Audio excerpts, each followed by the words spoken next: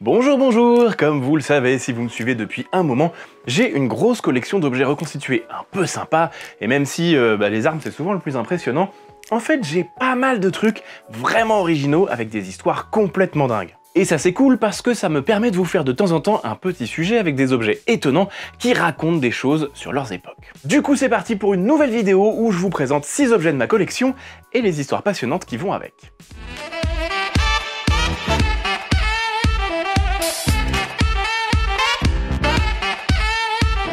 Bon, on commence évidemment par l'objet mystère de la précédente vidéo, je vous avais laissé deviner ce que c'est. C'est un objet romain qu'on appelle un dodécaèdre, tout simplement parce que c'est sa forme géométrique, un dodécaèdre avec 12 faces du coup.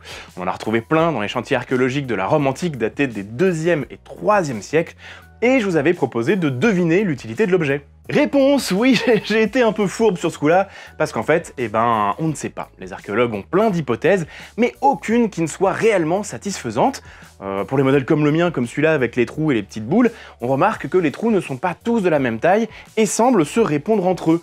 Donc beaucoup de gens pensent à un genre d'outil de mesure, mais en réalité, dans tous les dodécaèdres qui ont été retrouvés, certains n'ont pas de trous, donc ça écarte un peu cette possibilité-là. Alors il y a une hypothèse complètement farfelue, mais que je trouve très drôle, c'est que ça serait un outil pour fabriquer des gants, en tricot. Voilà, des gants tricotés quoi. Il y a des tests qui ont été faits comme ça, et ça fonctionne super bien. Apparemment, ça permet de bien gérer le fil de laine et les différentes étapes pour fabriquer des doigts, tout ça, mais voilà, encore, ça peut pas vraiment fonctionner parce que ça demande forcément ce modèle précis et ils ressemblent pas tous à ça. Et puis il faut pas oublier qu'en histoire, c'est pas parce qu'un truc fonctionne que c'est une preuve. Prenons un exemple. Vous retrouvez, disons, cet objet-là. Voilà. Vous savez pas bien à quoi il sert. Ceux qui savent, vous pouvez me faire vos meilleures hypothèses en commentaire. Je compte sur vous. Bon ce couteau, si je fais un test en le plantant dans un mur comme ça, je peux dire que c'est ensuite un super porte-manteau portatif et amovible pour les voyages, ça fonctionne super bien. Est-ce que c'est vrai pour autant? Je suis pas sûr. Vous voyez ce que je veux dire? Aujourd'hui on a tendance à faire plein de tests pour pouvoir prouver des choses, mais en réalité il faut être très prudent avec ça, parce que ça peut nous amener à faire des hypothèses qui sont un peu à côté de la plaque. Alors dans les autres hypothèses sur ce machin-là, il y a le fait que ça puisse être une sorte de dé, un truc à jouer, un accessoire de jeu quoi, voilà, un chandelier, comme ça il y a des trous, on met une bougie, bon, un instrument qui pourrait servir aussi à l'astrologie ou à la topographie, et bien entendu un objet religieux, parce que quand on sait pas, souvent c'est l'explication qui revient en attendant d'avoir mieux, c'est cultuel. Bref, tout ça pour vous dire, il y a plein d'hypothèses, mais en fait, on sait pas. C'est cool, non? En fait, je trouve ça super rare d'avoir des trucs comme ça, sur lesquels on a un gros point d'interrogation. Souvent, plusieurs explications peuvent coexister pour un objet, et qui sont toutes assez probables, mais on n'a quasiment jamais d'inconnu aussi important sur des pièces archéologiques. Et c'est pour ça que ce dodécaèdre romain, en fait, c'est un objet absolument exceptionnel, parce que c'est pas si fréquent. Heureusement, vous allez voir, le suivant est plus facile, et on sait assez facilement ce que c'est. Parce que c'est écrit dessus.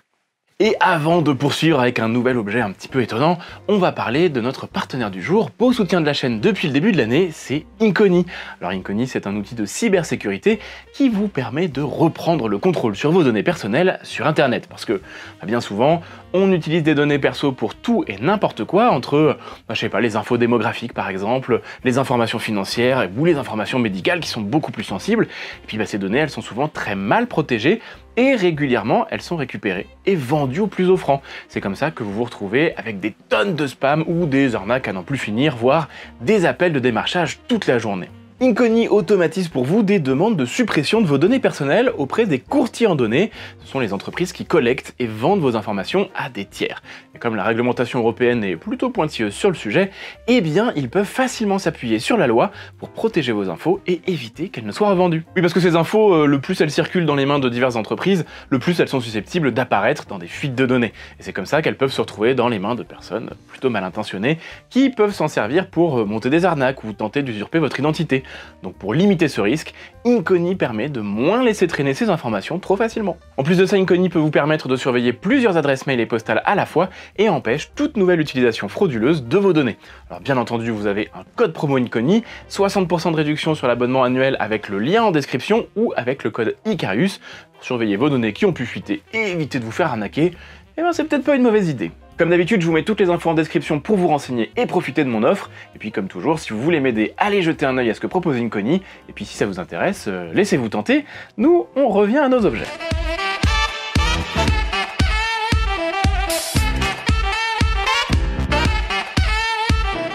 Alors pour cet objet, on va rester un peu dans la Rome antique avec ce joli collier. C'est du fer et du bronze gravé, mais avec une particularité qui va peut-être vous mettre la puce à l'oreille sur son utilité.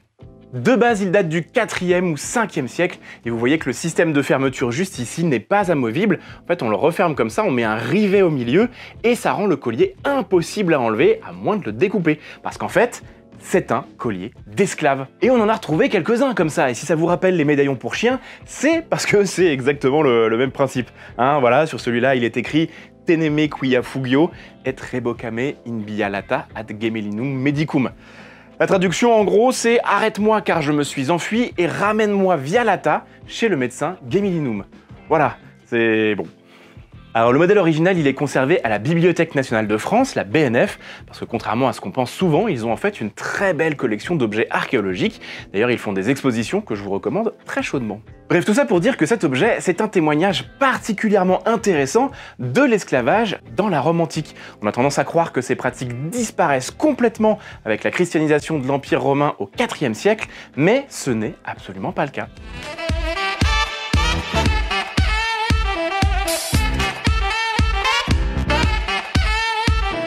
Alors l'objet suivant, c'est un objet un peu plus simple, un peu plus courant, mais que j'avais envie de vous montrer, tout simplement un miroir.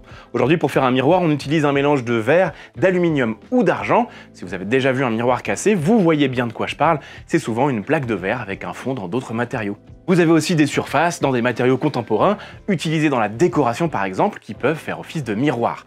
Mais à une époque où tout cela n'existait pas, eh bien il y avait quand même des solutions. Il suffit en fait de prendre un métal courant et de le polir très finement jusqu'à obtenir ce qu'on appelle un polymiroir, c'est pas très compliqué. C'est comme ça qu'on peut avoir d'ailleurs des armures très brillantes, mais aussi des objets de consommation courante, comme ce miroir. Et comme vous pouvez le voir, ou plutôt comme vous pouvez vous voir, enfin le prompteur en l'occurrence, eh bien ça fonctionne très bien. On en a retrouvé pas mal de miroirs de ce genre dans une bonne partie du monde antique, le plus souvent en bronze et parfois en argent, et celui-ci est en bronze, alors c'est pas un modèle spécifique rattaché à une période ou une zone géographique, c'est plutôt un objet générique comme on en a retrouvé pas mal finalement, et moi je suis très content d'avoir ça. Je trouvais ça assez cool qu'au final un objet qui nous semble si courant n'ait pas attendu les méthodes modernes pour exister.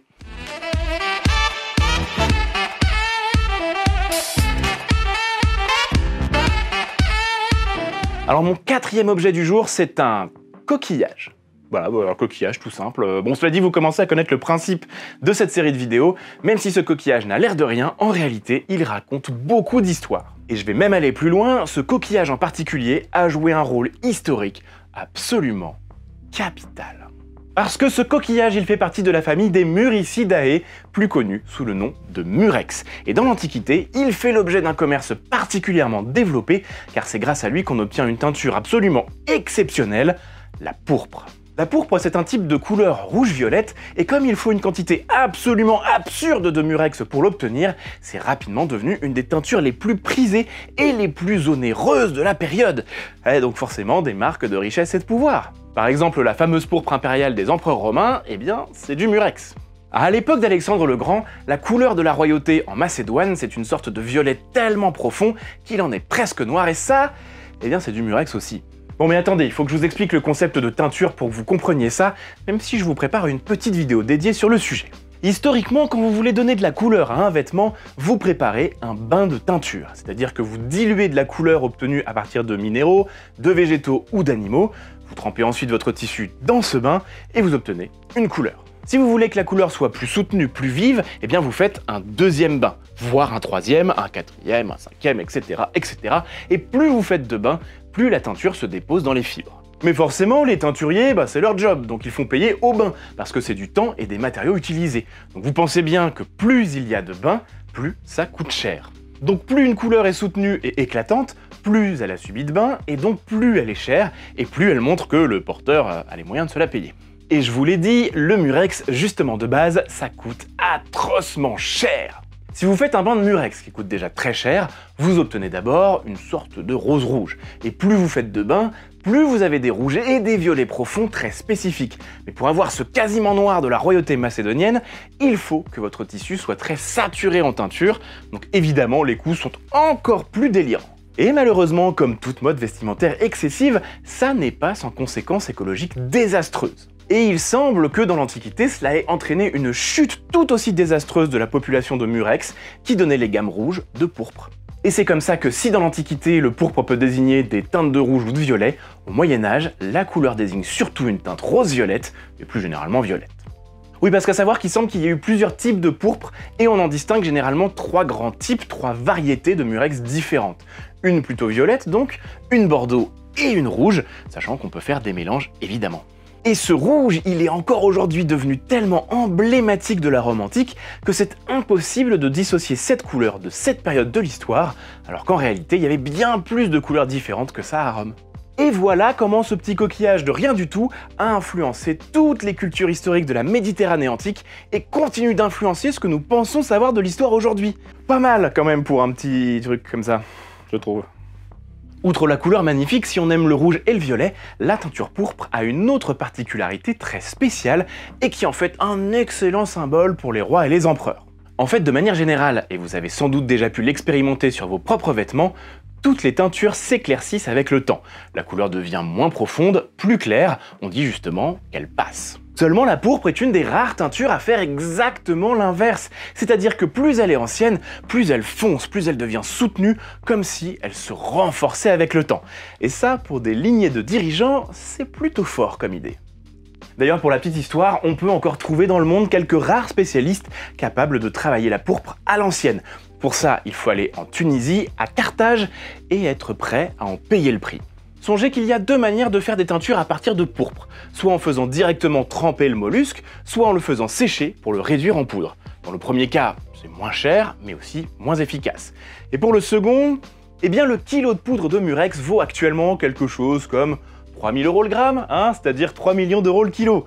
Pour vous donner un ordre d'idée, teinter correctement un manteau médiéval aujourd'hui en pourpre, eh bien ça nécessiterait au moins 1 million d'euros. Et ça veut dire qu'aujourd'hui encore, la pourpre est à peine moins chère que la poudre de diamant, et 300 fois plus chère que le cannabis. 34 fois plus cher que la cocaïne également, hein, si vous voulez des repères, peut-être que Pablo Escobar a loupé sa carrière finalement, hein, il y avait une autre vocation possible.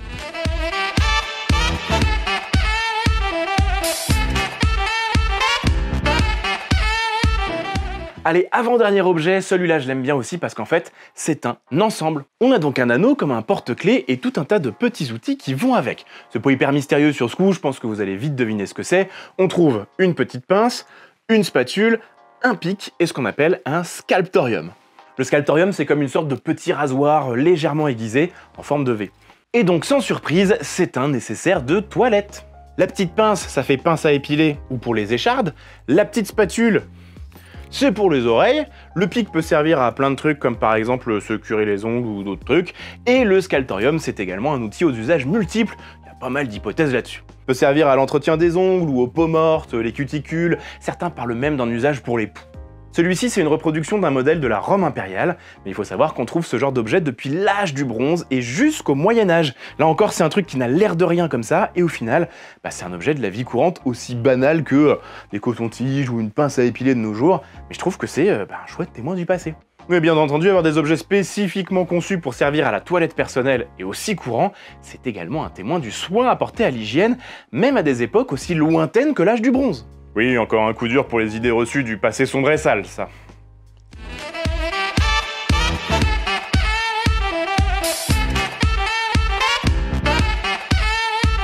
Bon, normalement, des statuettes de Bouddha de ce genre, vous devez en avoir déjà vu.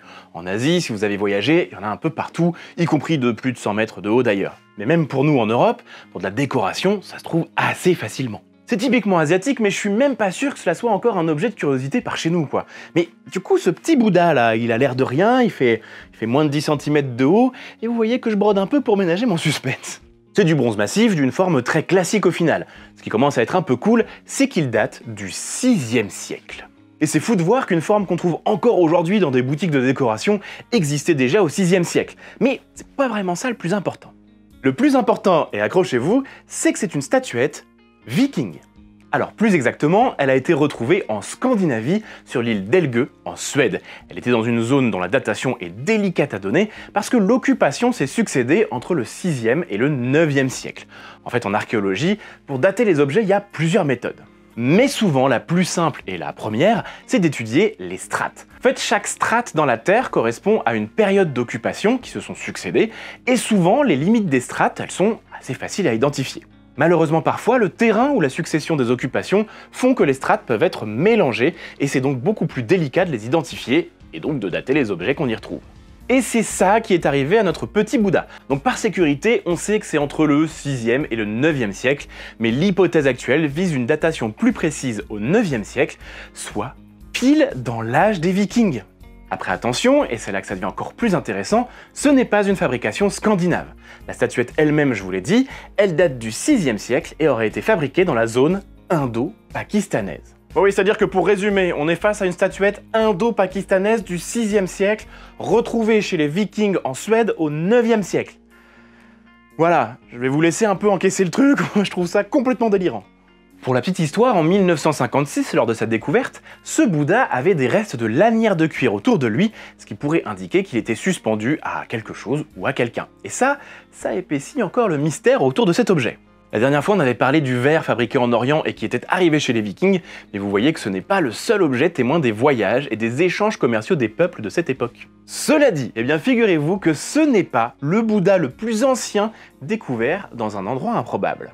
Imaginez, vous êtes une archéologue en 2022 et vous fouillez tranquillement un temple d'Isis en Égypte datant du 1er siècle, c'est-à-dire l'Égypte romaine.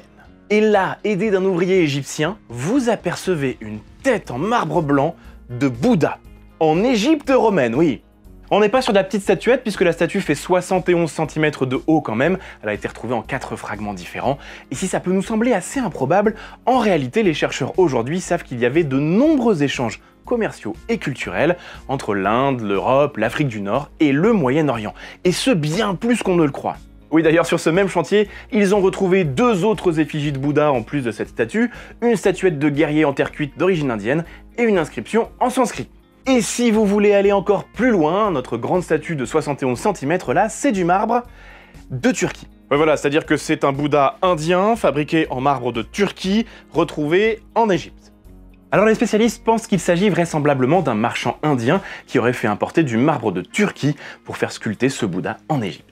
Et tout cela ouvre beaucoup de questions. Si dans le cas du Bouddha viking, on penche plus pour un objet de curiosité, dans le cas égyptien, il faut se demander si ce n'est pas la trace d'une pratique du bouddhisme à cette époque, dans cette région, peut-être par des marchands venus de l'autre bout du monde, qui auraient formé des communautés en Égypte. Pour le moment, il convient d'être prudent, les chercheurs et chercheuses travaillent dessus, mais avouez qu'il y a de quoi se retourner le cerveau et se poser environ 3 milliards de questions. Et c'est pour ça que j'adore étudier l'histoire à travers les objets. Parce que vous voyez, on est parti de ce petit Bouddha de rien du tout, qui paye pas de mine, qui est... Voilà, c'est un truc que vous pourriez retrouver dans un magasin de déco. Mais en fait, avec ça, j'ai pu vous raconter 2 histoires archéologiques que je trouve absolument incroyables.